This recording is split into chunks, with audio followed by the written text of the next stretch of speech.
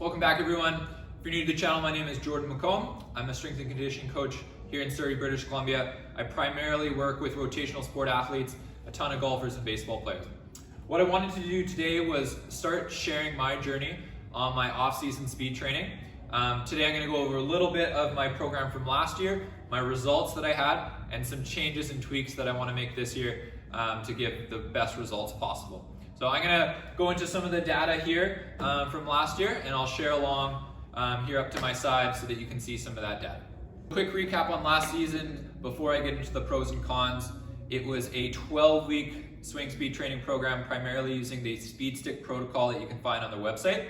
The adjustments that I did make was picking a speed stick per day to kind of max out speed-wise. So I was doing a 2 or 3 time a week program, depending on how I phased it out there. And I was following the protocol exactly as it was put, plus adding in an extra probably 10 minutes at the end of the program where I was maxing out a specific weighted speed stick to hit my max goal. So I'll post my results here up to the side. It was a 12-week program, and that's what I ended up finishing with it.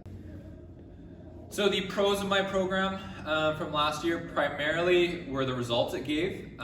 It was my first time really doing any swing speed training, so I think I did have a little bit of a first-time user bias. I did see just under about 20% swing speed gains through the different speed sticks. Now, my swing speed itself, I don't think quite got there. The tops I was hitting on GC Quad was mid 130s. I think I got to 137 swing speed. That's not what I'm swinging at the course. That is completely maxing out long drive style, just trying to swing as hard as I can. So the pro number 1 was just the results it gave me. Pro number 2 was the benefit I found of learning about my body. So first time doing any sort of swing speed program, I found a couple body parts that were lacking in strength and probably stability that did cause me a little bit, nothing turned into an injury, but stuff that was a little bit uncomfortable through that 12 weeks. I found out that my forearms, actually primarily the hands themselves, my grip strength was lacking, and secondary was the upper body, so kind of those upper traps into those neck muscles. I did find specifically my right side did run into a couple painful days there through my 12-week program. So those are 2 things that I'm going to work on for this year. The third pro that I found was that it was actually an amazing workout, and I quite enjoyed the journey of chasing numbers, really trying to hit new PRs every day. I wear a Whoop strap, and the heart rate that I was producing from doing those swing speed sessions was higher than anything that I had done in the gym workout wise in a long time. I was hitting close to my max heart rates during those sessions, and I found it really enjoyable, something new for me. I've been training in the gym a long time, and it was just something a new style of training that I quite enjoy. So now on to the cons.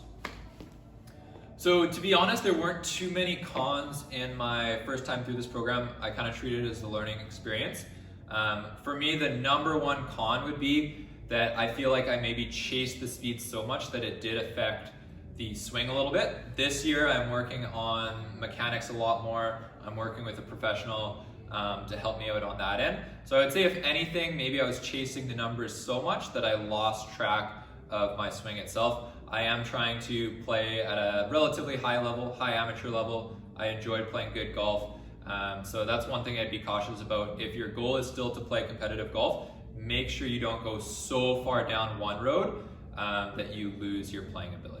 The second con, which I kind of mentioned as a pro as well, depending on how you look at it, it is incredibly demanding on your body, swinging at maximal intent, and it can cause risk of injury. So I did experience a little bit of neck pain. Like I mentioned, I noticed my hands were weak, but that didn't cause too much pain. I did have to take a little bit of break from golf actually at the very beginning. It was probably about 3 weeks off. I think it was partially due to the swing speed training that I was doing in the off season. Now this year, I'm hoping to get on top of it, and I trained those areas that were causing me a little bit of pain a lot. So I'm hoping that won't be as much of an issue this year. So those are the pros and cons. So after that little recap and pros and cons about last year, I'm gonna go into some baseline testing for this upcoming year. So I'm gonna go grab the speed sticks, I'm gonna show you a few swings, show you my results, and hold myself accountable to see what I can do for this year. So thanks for watching. Okay, so I'm about to get some baseline numbers here. This year I am going to be way more focused on my swing technique. So for this first phase, I'm going to be a little more controlled, still focusing on technique, a lot of sequencing, and then I'll build the speed as we go. But today I will swing it pretty hard, try to get some good, accurate baseline numbers for you guys to see.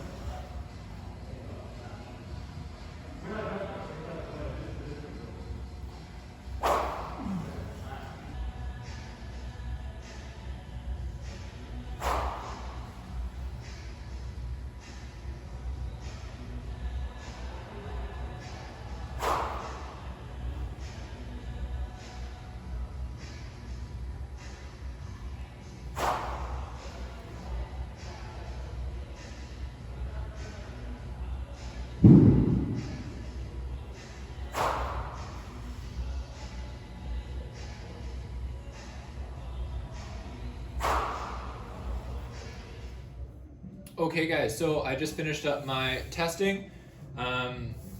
For the yellow speed stick, I swung it at 148 miles an hour. For the blue, I swung it at 134 miles an hour. And for the red, I swung it at 128 miles an hour. I also swung an 8-iron without hitting a ball at 106 miles an hour. So that's gonna be my baselines to start the year off. If you looked back at the beginning of last year, I started off a little bit lower than that, which is awesome. So without training it for the last probably 7 or 8 months, I did remain at a higher threshold than what I started with the previous year. So it's well down from what I finished with my speed training at the beginning of March of last year, but it is up from the day I started. So I'm hoping to hit some similar goals or similar jumps to what I hit last year.